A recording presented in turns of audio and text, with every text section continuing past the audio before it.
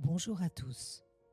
Installez-vous confortablement pour écouter le premier épisode de mon podcast « Raconte-moi une histoire ». Aujourd'hui, vous allez m'accompagner dans les coulisses de la création de mon tout premier roman, Gaïa.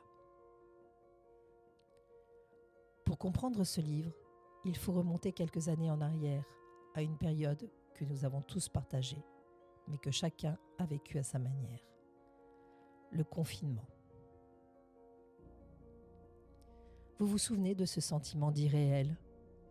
C'est précisément dans ce huis clos forcé, face au flot continu des décisions politiques, économiques et sociales qui pleuvaient sur nos écrans, que mon héroïne a pris vie. Je me suis librement inspirée de cette atmosphère étrange où le monde extérieur semblait s'être arrêté, pour tisser le décor de mon histoire.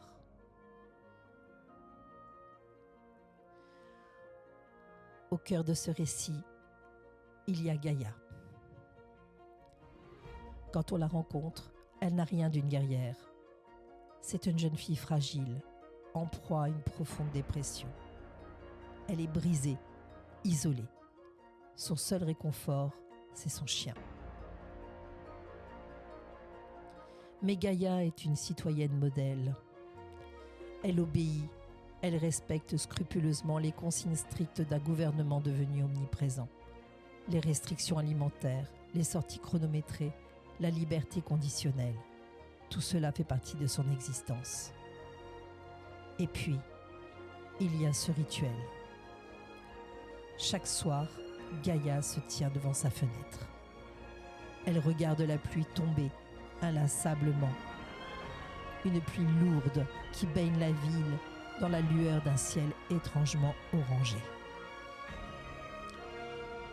C'est un décor post-apocalyptique, mais qui résonne tellement avec ce que nous avons ressenti lorsque nos fenêtres étaient nos seuls horizons.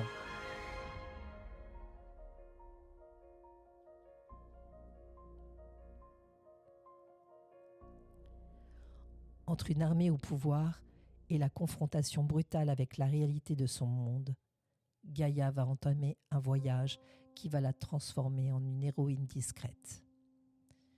Elle ne cherche pas la gloire, mais les événements vont la mener au plus près de l'action et des sphères du pouvoir.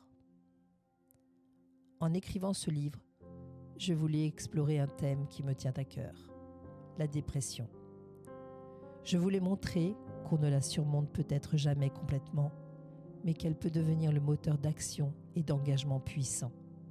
Gaïa n'a plus rien à perdre, et c'est précisément ce vide, cette absence de peur qui lui donne le courage de s'engager là où d'autres reculeraient.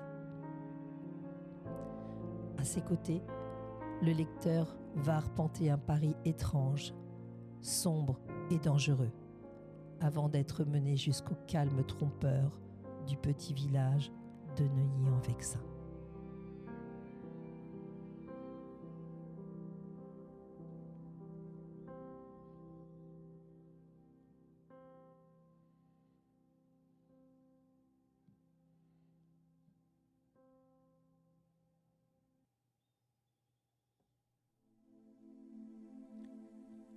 Maintenant que vous connaissez l'histoire de ce roman, laissez-moi vous parler de ma rencontre avec l'écriture, il y a 7 ans de cela.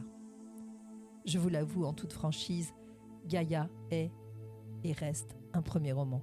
Il a ses défauts, ses imperfections de jeunesse. Et pourtant, il est l'un de mes préférés. Gaïa m'accompagne encore aujourd'hui, 7 ans après sa naissance sur le papier. À l'époque, je voulais tenter une expérience littéraire. L'idée première était de proposer un écrit participatif sur Facebook, mais cela n'a pas pris. 2 de mes amis ont tout de même contribué grandement à ce roman.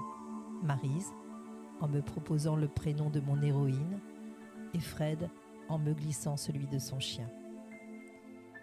Mon second choix littéraire avait été de laisser le lecteur choisir entre 2 épilogues, une fin très sombre et une autre plus optimiste. Et vous savez quoi ? Ça n'a pas plu. Plusieurs amis m'ont confié qu'ils détestaient devoir choisir et qu'ils préféreraient que l'auteur tranche pour eux. C'est le jeu des premières tentatives. Mais la véritable histoire de ce livre, elle s'est jouée en coulisses, avec ma propre famille. Au départ, ce texte devait rester secret, partagé uniquement avec mes proches. Mais mes enfants en ont décidé autrement. En secret, ils ont envoyé le manuscrit à une maison d'édition. Une de mes filles a dessiné la couverture. Et pour mon anniversaire, ils m'ont offert les premiers exemplaires imprimés. Ce jour-là, ils m'ont fait le plus beau des cadeaux. Ils m'ont permis de croire en moi, de me dire que j'en étais capable. C'est grâce à leur audace si je parle au micro aujourd'hui. Mais l'histoire ne s'arrête pas là, parce que Gaïa est toujours en moi. J'ai décidé qu'il était temps de lui offrir un second souffle. Mon prochain projet est de reprendre ce texte, de le retravailler avec le recul que j'ai aujourd'hui et de corriger les imperfections pour le rééditer et le faire découvrir à ceux qui ne l'ont jamais lu. Et promis, cette fois je choisirai la fin. Je vous remercie de m'avoir écouté. Et si vous aussi, vous avez vécu des projets nés du confinement ou si l'histoire de Gaïa résonne en vous, n'hésitez pas à me laisser un commentaire. Prenez soin de vous et à très vite pour un prochain épisode.